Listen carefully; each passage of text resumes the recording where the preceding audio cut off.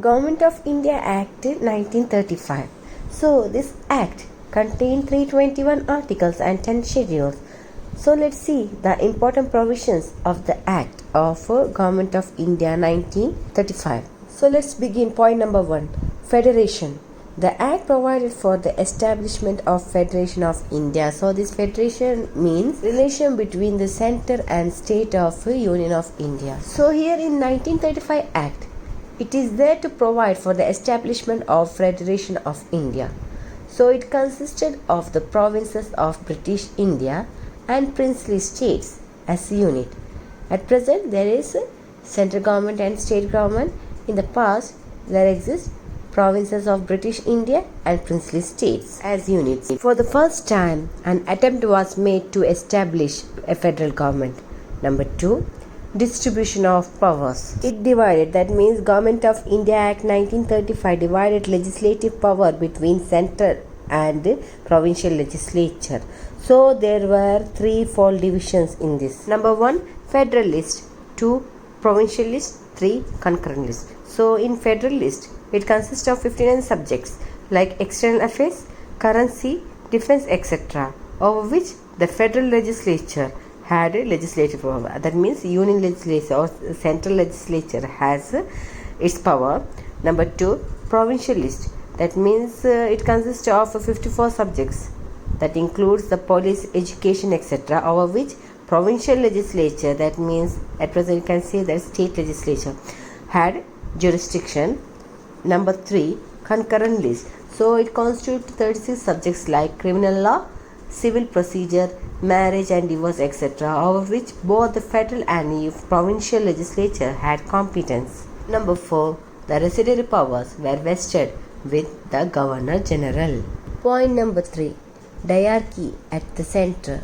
So diarchy is nothing but establishment of dual government in British provinces. So let's go into detail. The diarchy, which was established in the provinces by the Act of 1990 or Act of Montagu-Chelmsford reforms, was now adopted at the centre.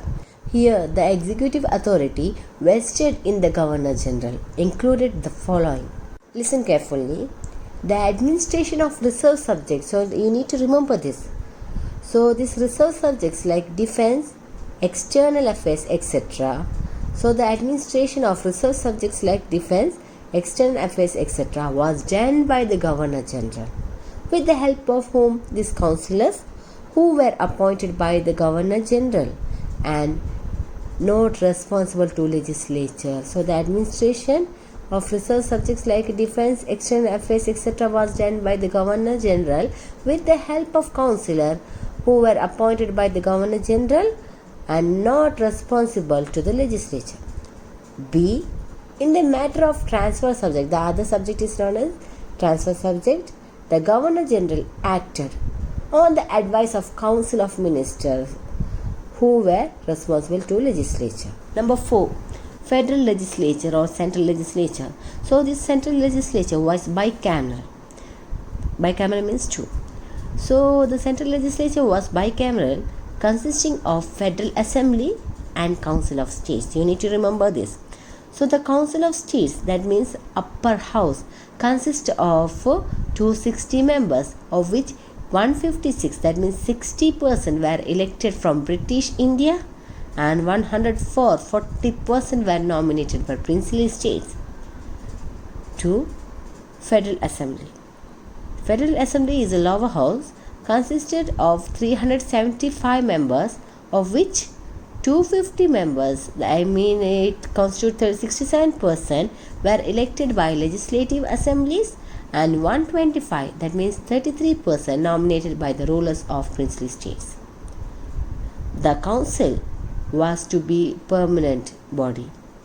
1/3 of its members were retired after 3 years. The term of House of Assembly was 5 years. So there exists indirect method of election was prevalent for House of Assembly. There is bicameral legislature in Bengal, Bombay, Bihar and Madras. Rest of the provinces had unicameral legislature. Number 5. Federal Court. It provided for the first time the establishment of Federal Court for India in Delhi. It was established in 1937 and consisted of a Chief Justice and 6 additional judges appointed by His Majesty's government on the basis of high legal qualification. So let's see. A.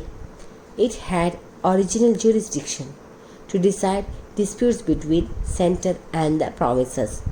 B. Appellate jurisdiction over decision of high courts. C. Advisory jurisdiction to advise the Governor General on any point of law. It was the highest court in India. Which was the highest court? This federal court is the highest court in India.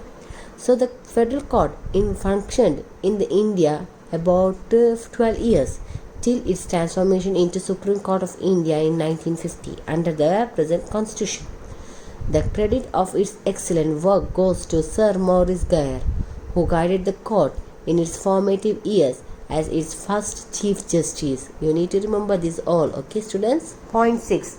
Provincial autonomy, and this is very much important question that you will have the separate question, right? The detail note on provincial autonomy for 5 marks. So let's go into detail. Provincial autonomy. So by this Act of 1935, the provinces no longer remains as delegates. These provinces no longer remains as representative of central government, but these provinces became autonomous or single units of administration. These provinces want to rule their provinces by single. They don't like to merge to one another. So the Act introduced provincial autonomy. This Government of India Act 1935 introduced provincial autonomy. So it was introduced in 11 provinces, namely Madras, Bombay, Bengal, the United Provinces, Bihar, Central Provinces, Assam, the Northwestern Frontier Provinces, Orissa and Sindh. As federation was not introduced at the centre, the Government of India was represented by the Governor General. The provinces were administered by the ministers. The differences between the reserves and transfer subjects. So these subjects you have seen in point number 3, hierarchy at the centre. So the provinces were administered by the minister. The differences between reserve subject and transfer subjects was dropped here in provincial autonomy. All subjects were placed under the charge of ministers, who were made responsible to and removal by legislative assembly.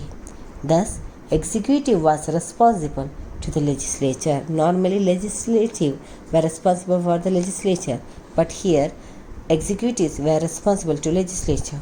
The legislative relation between the central government and the provinces were regulated according to 3 lists of subjects provided under the Act. Let's see number 1. However, Dominion status, which was promised by the Simon Commission in 1929, was not conferred by this Act, in the sense Government of India Act 1935. Number 2. The intention to establish Federation of India did not materialize because of opposition of merger from the rulers of princely states. So these princely states want to rule their states as an autonomy. That's why it's known as provincial autonomy.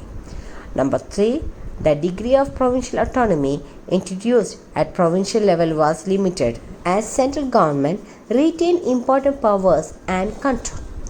The governor was given pivotal position with discretionary powers on important matters. He was not bound by the advice of minister. Thus, the claim of conferring provincial autonomy was very limited.